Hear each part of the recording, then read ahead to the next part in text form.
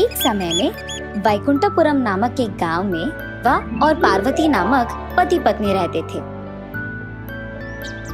एक समय में वो बहुत अमीर थे, लेकिन कुछ समय बाद अन्य वजहों के कारण वो उनका सारा जायदाद खो देते हैं और पार्वती भी उसके पति शिवा को खो देती है। पार्वती के 2 बच्चे थे, शिखंडी और शिवरानी। शिवरानी बहुत भोली थी और वो हर बात मानती थी। दूसरी तरफ शिखंडी को हमेशा जल्दबाजी थी और इतना ही नहीं, उसे गुस्सा भी बहुत जल्दी आता था। शिखंडी एक लड़के से प्यार करती है। वो उसके दोनों घर वालों को बिठा के बात करवा के उस लड़के से शादी कर लेती है। कुछ दिनों बाद शिखंडी उसके ससुराल चले जाती है, लेकिन शिवरानी उसकी माँ को सहारा देते हुए उन्हीं के घर पे रह जाती है।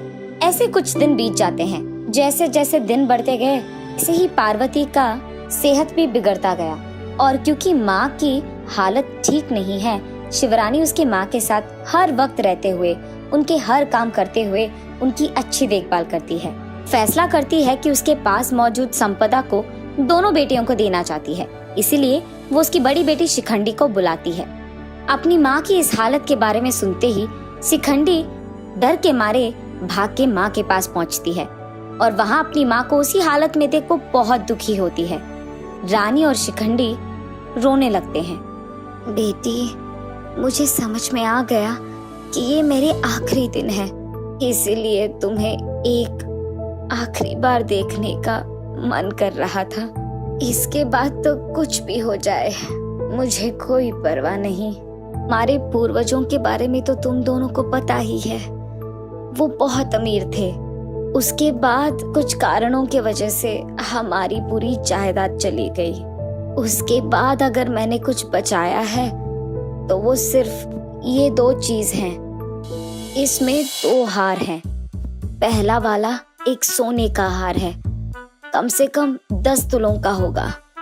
दूसरा एक मनी हार है, ये हमारे पूर्वजों से मिलते आ रहा है। हाँ, ये हमेशा मेरे ही गले में था। ये कुछ 2 तुलों का होगा। इन दोनों में जिसको जो लेना है तुम ही फैसला करो, लेकिन याद रखना, इसमें मौजूद कीमती चीज सिर्फ निस्वार्थी को मिलते हैं। अच्छे से सोच समझकर फैसला करना बेटी। दोनों खूब समझकर एक फैसला करते हैं। पहले बड़ी बेटी शिखंडी, माँ, स्वार्थ की तो कोई बात नहीं है, लेकिन इसमें मौजूद 10 तुलों का हार मुझे चाहिए। उसके बाद छोटी बेटी शिवरानी यही चाहती थी कि पूर्वजों से आता हुआ ये हार उसी को मिले, क्योंकि उसके अनुसार उससे ज्यादा कीमती चीज और कोई हो ही नहीं सकती। ये सुनकर पार्वती थोड़ा सा हंसकर ऐसे कहती है, तुम दोनों के फैसले अच्छे हैं। ये कहकर उन दोनों को एक एक हार देती है। उसके बाद शिखंडी वो हार लेकर धीरे से वहां से चले जाती है। रानी, इधर आओ बेटी। मुझे बहुत दुख हो रहा है कि मेरे जाने के बाद तुम अकेली बढ़ जाओगी। दुख इस बात की है कि मैं तुम्हारे लिए कुछ नहीं कर पाई, कम से कम तुम्हारी शादी भी। लेकिन याद रखना बेटी, अच्छों को अच्छा ही होता है। ये कहकर वो गुजर जाती है। एक तरफ शिखंडी का जीवन बहुत ही अच्छा होता है। उसका पति एक अच्छा व्यापार भी शुरू करता है और खूब पैसे कमाता है। कुछ दिन के बाद शिवरानी की शादी भी पक्की होती है। अपनी इकलौती बहन को शादी के लिए बुलाती है, लेकिन शिखंडी सोचती है कि कहीं उसे पैसे खर्च करने ना पड़ जाए, इसीलिए वो अपनी बहन के शादी पर भी नहीं जाती है। आखिरकार शिवरानी का शादी पड़ोसी गांव में खेती करने वाले एक किसान से होती है। ऐसे समय बीत जाता है। बुरी किस्मत के कारण उस साल बारिश बहुत ज्यादा गिरता है और उसी कारण किसानों के सारे खेत सत्यानाश हो जाते हैं। खेती के लिए लाए पैसों को चुकाने के लिए उनके पास पैसे ना होने के कारण शिवरानी और उसके पति दोनों सोचते हैं कि कर्ज कैसे चुकाएं। रानी, तुम्हारी बहन शहर में अच्छी स्थिति में है ना? उससे कुछ पैसे मांगेंगे क्या? इसके बाद जो फसल आएगा ना, उसमें उनके पूरे पैसे चुका देंगे। जैसे ही शिखंडी को ये बात पता चलती है, अयो, हमारे पास कहाँ है पैसे, ऐसे झूठ बोलने लगती है। ये सुनकर रानी निराश होके चुपचाप खाली हाथ अपने घर वापस चले जाती है। 10 दिन बाद शिखंडी के पति ने जो व्यापार लगाया था उसमें नुकसान आने के कारण वो पैसे खो जाते हैं। सबको पैसे वापस लौटाना था। दूसरी तरफ रानी अपने पति को ऐसे देख नहीं पाती थी, इसीलिए वो फैसला करती है कि उसकी माँ के दिए हुए मणिहार को बेचकर वो पैसे चुका देगी। हार को बेचने जब दुकान जाती है तब दुकानदार इस हार को देखकर ऐसे कहता है, बेटी रानी, इस हार में एक बहुत कीमती वज्र है। उसका मूल्य कम से कम 1 करोड़ का होगा। आप अब गरीब नहीं रहोगे। ये सुनकर शिवरानी बहुत खुश होती है। उसी खुशी में उसे अपनी माँ की बात याद आती है, कीमती चीज निस्वार्थों को ही मिलता है। आए हुए उन पैसों से उसके सारे कर्ज चुका देती है। ये बात जानकर शिखंडी उसके कर्ज चुकाने के लिए मदद मांगने के लिए शिवरानी के पास जाती है। रानी, तुम्हारी सहायता मांगते हुए भी मुझे बहुत शर्म आ रही है, क्योंकि जब तुम्हारी बुरा हाल था मैंने तुम्हारी मदद नहीं की, और तो और तुम्हारी शादी में पैसे खर्च करने की जरूरत पड़ जाएगी, ये सोचकर मैं तुम्हारी शादी को तक नहीं आई। लगता है कि उसी कारण मेरा आज ये हाल हो गया है। मुझे माफ कर दो बहन, अब मुझे कुछ पैसों की जरूरत है। क्या तुम मेरी मदद कर सकती हो? अरे दीदी, इतनी बड़ी बातें क्यों? मैं तुम्हारी बहन हूँ, तुम्हारी सहायता नहीं करूँगी तो और किसकी करूँगी? ये कहकर वो उनके कर्ज के लिए नहीं बल्कि सुख शांति से जीने के लिए और भी पैसे देकर उसके दीदी को वापस उसके शहर भेज देती है। कुछ दिन बाद रानी ये फैसला करती है कि जितने पैसे उसको चाहिए हैं वही उसके पास रखकर बाकी से वो उसके माँ के नाम एक आश्रम खड़ा करेगी। माँ, पूर्वजों से आता हुआ ये हार बेचने के लिए मुझे माफ कर दो। ये कहकर वो उसकी माँ के नाम पे एक आश्रम स्थापित करके सबकी मदद करते हुए रहती है। एक समय की बात है जब दूर एक राज्य में रहता था एक सच्चा और अच्छा महाराज। वह बहुत बुद्धिमान था और उसने एक शानदार सिंहासन खड़ा किया था। महाराज अत्यंत धनवान भी था। उनके पास थे 7 गुप्त कक्ष जहाँ पर वह अपना सारा सोना और धन रखा करते थे और केवल उन्हीं को उन कक्षों की पहुँच थी। उन कक्षाओं को खोलने की चाबी उनकी छड़ी थी जिसको वो हमेशा अपने पास ही रखते थे। छड़ी के ऊपर एक हरा रत्न था जिसको कक्ष के दरवाजे के ताले लगाने की छेद में डालना होता है, जिससे वो बड़ा दरवाजा खुल जाता है। अब सारे धन दौलत में महाराज को एक चीज बहुत प्यारी थी जो 7वें कक्ष में रखा हुआ था। वह एक सुंदर अंगूठी थी जिसको महाराज की माँ ने मरने से पहले दिया था। अतः महाराज ने उस अंगूठी को एक शीशे के बक्से में रखा था। हर रोज अपनी माँ की याद में वह उस अंगूठी को देखा करते थे और फिर अपनी छड़ी से दरवाजा पर ताला लगा देते थे।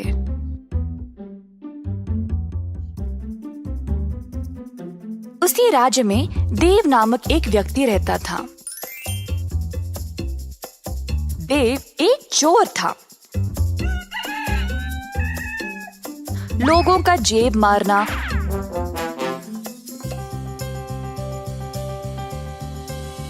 और छोटी मोटी चोरी दुकानों से करना उसका काम था। मगर अब देव इन छोटी मोटी चोरियों से ऊब गया था। अब कुछ बड़ा करना चाहता था, अमीर बनने के लिए। अब एक ही जगह इस लायक थी, महाराजा का महल। पर वो उधर जाएगा कैसे? महाराजा से ही सीधा कैसे चोरी करेगा? देव लालची था और कई दिनों तक इस महा चोरी की योजना बना रहा था।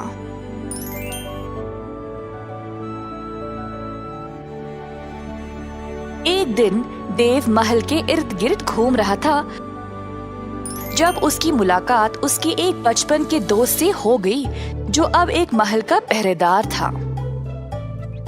प्रणाम मेरे दोस्त, कैसे हो? बहुत खूब देव, अब मैं राजमहल के दरवाजे की पहरेदारी करता हूँ। बहुत समय के बाद हम मिले हैं, तो तुम क्या करते हो? देव ने सोचा कि यही मौका है अंदर घुसने का। दरअसल मैं एक लेखक हूँ और हमारे राज्यों की अनोखी सुंदरता के बारे में लिख रहा हूँ। मैं दूर दूर तक यात्रा करता हूँ और उन जगहों के बारे में, उनका खाना पीना, उनके संस्कारों के बारे में लिखता हूँ। अब मेरा अगला विषय महाराज के इस किले के बारे में है और उसके वास्तुकला के बारे में। और मैं महाराजा को प्रशंसा करना चाहता हूँ ऐसा अनोखा महल बनाने के लिए। इसीलिए मैं यहाँ जानकारी के लिए आया था, परंतु इधर कोई मेरी सहायता के लिए है ही नहीं। इस महल के कई अनोखे चमत्कार हैं। मैंने तो ये भी सुना है कि इधर 7 गुप्त कक्षाएं हैं जहाँ पर महाराज अपना सारा खजाना रखते हैं। अच्छा, ये तो काफी अनोखा लगता है। और कुछ बता सकते हो तुम मुझे? अरे हाँ, और इन कक्षाओं के बारे में तो बहुत लोग जानते हैं, पर बहुत कम को पता है कि इन कक्षाओं को केवल महाराज की छड़ी से ही खोला जा सकता है। ओह, वही जिस पे हरा रत्न लगा है। वाह, मुझे तो पता ही नहीं था। हाँ, वही। खैर, उम्मीद है तुम्हें कुछ तो जानकारी मिल गई। अब मैं चलता हूँ, फिर मिलेंगे देव। देव ने अपने दोस्त को अलविदा कहा और वापस घर चला गया। देव ने सोचा कि ये 7 कक्षाएं तो बहुत हो जाएंगे, तो अब उसको एक कक्षा चुनना पड़ेगा जिससे उसका सारा जीवन संवर जाएगा। पर महाराज की छड़ी को वह चुराएगा कैसे? देव ने एक योजना बनाई 7वें कक्ष की चोरी करने का। बीच रात का समय था। देव महल के अंदर घुस गया जब उसका पहरेदार दोस्त दरवाजे पर सो गया था। देव ने महाराज के कमरे की ओर देखा और एक रस्सी को दीवार पे लगे एक डंडे पर डाला और खुद को ऊपर खींचने लगा। खिड़की से झांक के देखा तो महाराज सोए थे। धीरे से वह कमरे में आया और वही थी छड़ी। देव ने छड़ी ली और महल की सीढ़ियों से कक्षों तक पहुंच गया, परंतु हर एक कक्ष पर एक पहरेदार था। देव ने कुछ जानवर की आवाज निकाली और पहरेदार देखने चले गए कि वह है क्या। तुरंत देव 7वें कक्ष की ओर गया और छड़ी से दरवाजे को खोल दिया। देव ने अपना भोरी निकाला और जितना हो सका उसमें डाल दिया। शीशे के बक्से वाली अंगूठी भी उठा लिया और जल्दी से दरवाजे को बंद करके वहां से चला गया। अगले दिन महाराज जब नींद से जागे तो हैरान परेशान हो गए। उनकी छड़ी लापता थी और कक्ष में जाके देखा तो उनकी माँ की अंगूठी भी गायब। महाराज आग बबूले हो गए,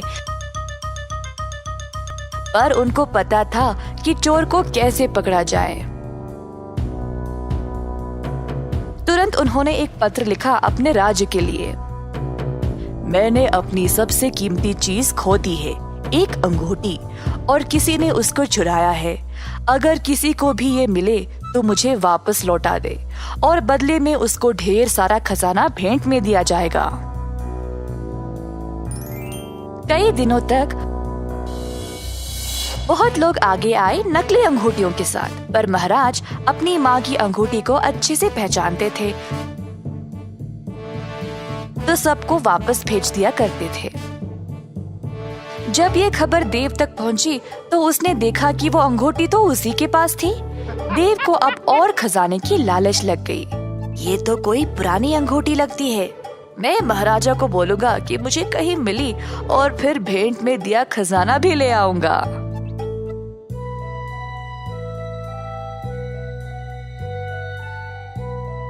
देव महाराज के पास गया और बोला, प्रणाम महाराज, मुझे ये अंगूठी मिली है तो आपको दिखाना चाहता था। अगर ये आपकी है तो ले ले और मुझे बदले में कुछ नहीं चाहिए।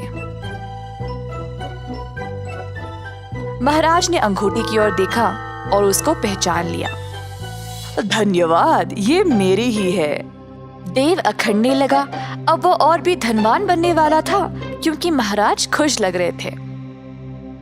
एक मिनट, इस अंगूठी को तो तुमने ही चुराया है ना? ये अंगूठी खोई नहीं थी। मैंने वो पत्र इसीलिए भेजा था क्योंकि मुझे पता था कि चोर बहुत लालची होगा। कई लोगों ने नकली अंगूठियां लाई थी, पर केवल तुमने असली वाली लाई क्योंकि तुम ही चोर हो। सैनिकों, ले जाओ इसको और सलाखों के पीछे डाल दो हमेशा के लिए। नहीं नहीं महाराज, माफ कर दो, मैं सब कुछ वापस लौटा दूंगा। कृपया मुझे सलाखों के पीछे मत डालो। इस कहानी से हमें ये सीख मिलती है कि लालची लोगों को हमेशा मुसीबत झेलनी पड़ती है।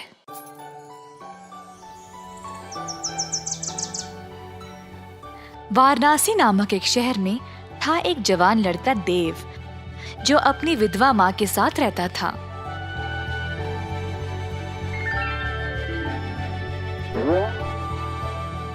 उनकी थी 1 एकड़ की जमीन, जिसमें वह काम करके अपनी रोजी रोटी कमाते थे। एक दिन अचानक से आए 2 सैनिक और देव को बिना उसकी कोई गलती कैद खाने ले गए।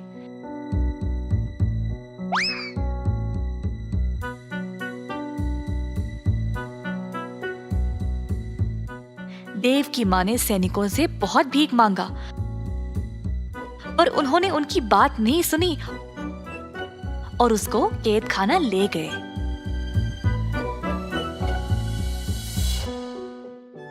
देव की माँ अब बेसहारा बन गई क्योंकि उसका ख्याल रखने वाला और कोई नहीं था। इन सब की वजह से अब खेती का काम भी रुक गया। इसी तरह दिन बीत गए और सारा खेत सूख कर नष्ट हो गया।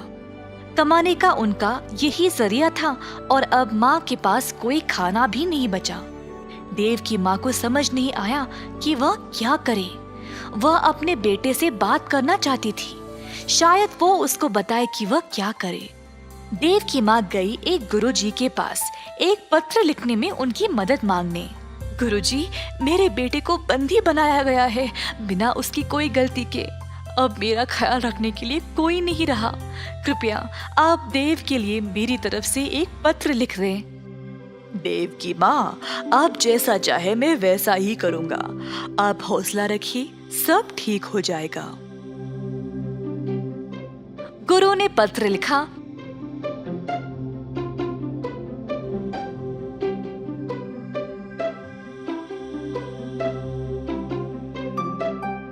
और फिर देव की माँ उसको कैद खाना ले गई। दरवाजे पर पहरेदार ने माँ को रोका। कौन हो तुम? मैं ये पत्र अपने बेटे देव को देना चाहती हूँ। आपको अंदर जाने की आवश्यकता नहीं है, इस पत्र को उस डिब्बे में डाल दो। देव की माँ ने वैसा ही किया और वहाँ से चली गई। कैद खाने पर जो भी खाना, पत्र या तोहफे आते थे, पहले पहरेदार उनको जांचते थे और तब ही कैदियों तक पहुंचाते। इसी तरह देव की माँ का पत्र भी पहले पहरेदार ने जांचा और फिर देव तक पहुंचाया। माँ का पत्र पढ़कर देव को बहुत बुरा लगा। वह सोच रहा था कि वह क्या करे जब उसके बाजू में एक और कैदी ने बोला, हे देव, तुम्हारे परिवार ने क्या भेजा है तुम्हारे लिए? कुछ नहीं भाई, बस ये पत्र है। मेरी पत्नी ने मेरे लिए मेरा मनपसंद केक भेजा है, पर इन पहरेदारों ने तो इनको पूरा खराब कर दिया। तो हमें जो भी मिलता है हर एक चीज की जांच होती है क्या? हाँ जी भाई साहब। देव को इस बारे में पता लगने के बाद उसने वापस अपनी माँ को एक पत्र लिखा। पहरेदार एक एक करके पत्र पढ़ते गए जब एक पहरेदार ने बोला, हे, देखो इस पत्र में क्या लिखा है। क्या है, जरा दो इधर। पहरेदार ने फिर जोर से पत्र को पढ़ा। मैया, आप मेरी चिंता ना करें। बहुत साल पहले बापू ने हमारे खेत में एक मटका छुपाया था जिसमें बहुत सारा सोना और खजाना रखा है। आप उस मटके को खोद निकालो और फिर उस धन से आपकी सारी परेशानी समाप्त हो जाएगी। अच्छा, चलो भाई, जल्दी जाकर इस खजाने को ढूंढ निकाले। दोनों पहरेदार लालची बन गए और देव के खेत पर जाकर जमीन खोदने लगे। खोदते खोदते उन्होंने पूरे 1 एकड़ की जमीन को खोद दिया और उनको कोई खजाने का मटका मिला ही नहीं। जल्द वे थक गए। क्या करे ये ना जानकर दोनों पहरेदार वापस कैद खाना चले गए। अगली सुबह जब देव की माँ जागी तो उसने देखा कि सारा जमीन जोता हुआ था और ताजी मिट्टी बाहर आई हुई थी। देव की माँ ने फिर से खेती बाड़ी का काम शुरू किया और अन्य बीज बोया। धीरे धीरे वह पैसे कमाने लगी और कुछ ही समय में उसने काफी पैसे जमा लिए, जिससे उसने अपने बेटे को जेल से रिहा करवा लिया।